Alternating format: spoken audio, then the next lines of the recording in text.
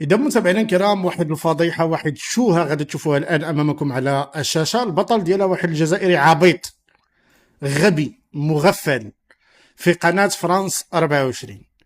قناة فرانس 24 جايبين نقاش حول كأس العالم في المغرب، تنظيم كأس العالم في المغرب 2030. الهضرة على كأس العالم، الموضوع هو كأس العالم، الموضوع هو كيف سوف يفيد كأس العالم المغرب والربط القاري ما بين افريقيا واوروبا وما الى ذلك من هذه الامور. وجابوا واحد جزائري، ما عرفتش انا علاش جايبين جزائري في نقاش يخص المغرب. على كل جايبين واحد جزائري ماشي يهضر حول الموضوع ديال كأس العالم والتنظيم وما الى ذلك، لا، جاي يهضر اليوم على زلزال الحوز. غادي تشوفوا معايا الشوهه وغادي تشوفوا معايا الفضيحه، وفي نهايه المطاف غادي يهرب من النقاش، غادي ينسحب وغادي يهرب من النقاش كما سوف تشاهدون الآن أمامكم على الشاشة. بداية لنشاهد هذا الفيديو ومعكم بالتفاصيل. لنشاهد أخرى على أن هل ممكن تشييد نفق مثل هذا في غضون كم سنة؟ 7 سنوات؟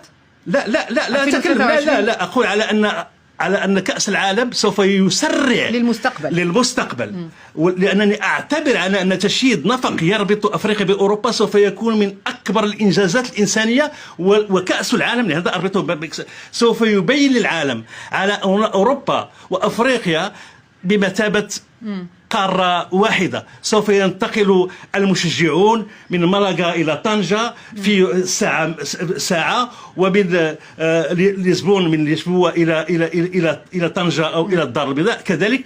وهذا هو المهم من كل هذا، هو هذا التقارب ما بين قارتين يعتقد البعض على أنهما بعيدتين كل البعد عن بعضها البعض، وفي حقيقة الأمر ليسوا بعيدين عن كل البعد، يعني ترى أن المغرب سيكون حلقة. وبالنسبة للمغرب هذا هو المكسب الكبير، أكثر من المكسب الاقتصادي والسياسي والإشعاعي على المستوى صورة البلد.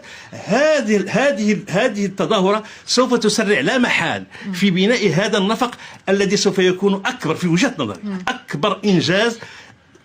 وانضمام ربما لاحقا المغرب للاتحاد الأوروبي. ولما لا؟ تساؤل.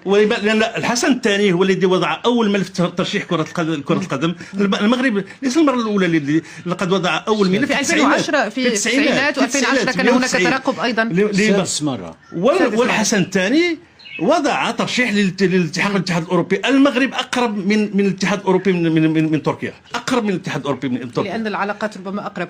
سيد رضوان بوهيدة، نتذكر بأننا كنا نتحدث في وقتنا الأوقات عن ملف. شوفوا جايبين هاد البغال هذا من الجزائر. سمع الهضره الخانزه ديالو. مشترك ممكن بين المغرب والجزائر وتونس لتنظيم هذه التظاهرة، لكن بالنهاية حصل تنظيم مشترك بين إسبانيا والبرتغال والمغرب، وهذا المشروع لم يكتمل. مرتو كيفاش داير؟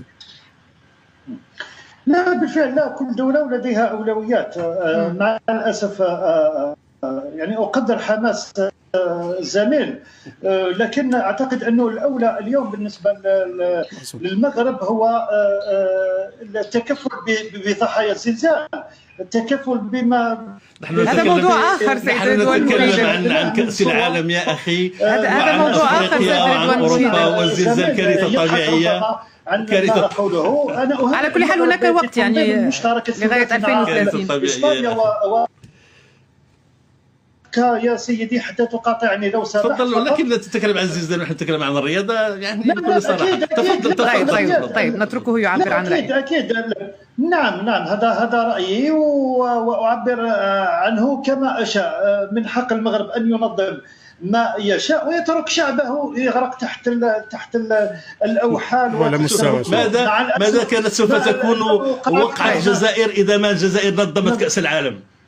كيف سوف يكون حدث؟ لن ندخل في هذا النقاش. سيد صادق حاجي، لن ندخل في هذا النقاش. هذا الكلام ربما إن كان والموضوع ليس بالموضوع، وأنك تبين ليس هذه نقطة النقاش. لا ليس هناك أي مجال للكراهية في هذا النقاش وفي هذا البرنامج.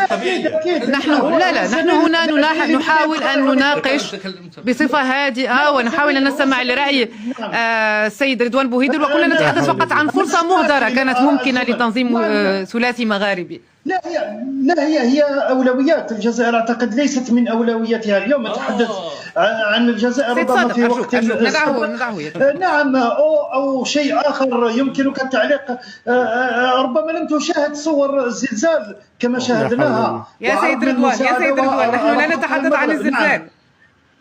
لا أكيد، لا هو مرتبط. البنية التحتية زميلي يتحدث عن بنية تحتية. نحن شاهدنا مدنا تم تدميرها لأنها بنيت من الطين، فكيف لم يقع زلزال في الجزائر؟ يكفي يا أخي النقاش ليس حول الجزائر والمغرب، نتحدث عن تنظيم هذا الحدث الرياضي. طيب سأذهب للسيد منصف سليمي، سيكون بينكما ربما يوازن الموضوع. يا أخي هذه التظاهرة سوف تجعل من المغرب رابطا بين أوروبا وأفريقيا وكفى. وكنا نتمنى ربما أن يكون رابط بين الدول المغربية الثلاث. سيد منصف سليمي، سيد صادق أرجوك، سيد رضوان، يا سيد رضوان. سيدتي أعتذر جدا. ضيف لا يشرفني أن نواصل هذا الحوار في وجود هذا النوع. لا سيد رضوان كان هناك سوء تفاهم بسيط. لا نصل إلى هذه المرحلة. سيد رضوان هل ما زلت معنا؟ قطع الخط أو انسحب، لا أدري. لكن على كل حال سيد منصف سليمي، نأسف لأن السيد رضوان بوهيد تصرف بهذه الطريقة. كنا نتمنى أن يبقى معنا، لكن سنواصل النقاش على كل حال معك سيد منصف سليمي. الفرص المهدرة مع الأسف. بالفعل أنا في الحقيقة عندما وجهت لي الدعوة للمشاركة في البرنامج، من بين الأفكار التي كنت أود الحديث عنها هي مسألة الفرصة التاريخية المهدرة بالنسبة للمنطقة المغاربية. على كل انا غادي نوقفوا متابعين الكرام. ما شفتوا المستوى ديال هذاك قال لك اودي استاذ العلوم السياسيه في جامعه الجزائر. بالله عليكم واش عمركم شفتوا شي استاذ ديال العلوم السياسيه كيتصرف بهذيك الطريقه هذيك؟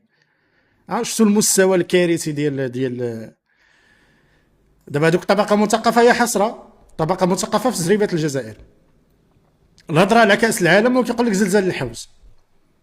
ما فراسوش هذا المسخوط الوالدين وقيله الا كان زلزال، هذاك الزلزال اللي ضرب في الحوز لو كان ضرب في زريبه الجزائر راه الفضائح اللي كنتو غادي تشوفوا ما كنتوش غادي تشوفوها في شي دوله اخرى. بالدليل اجوا تشوفوا، شوفوا معايا. شوف هادو متابعينا الكرام، هادو ما ضربهمش زلزال، هادو كان وقع عندهم غير فيضان. مازالوا ليومنا هذا ساكنين في الخيام. هادو جزائريين ضربهم غا فيضان مازال عايشين في الخيام، ما تسوق لهم حتى شي حد. هانتوما شوفوا شاهدوا واستمتعوا ب الجزائر الجديده والقوه الضاربه اللي هذاك الاستاذ العلوم السياسيه قال لي يقول لك لا حنا عندنا الاولويات. شوفوا الاولويات في الجزائر. شوفوا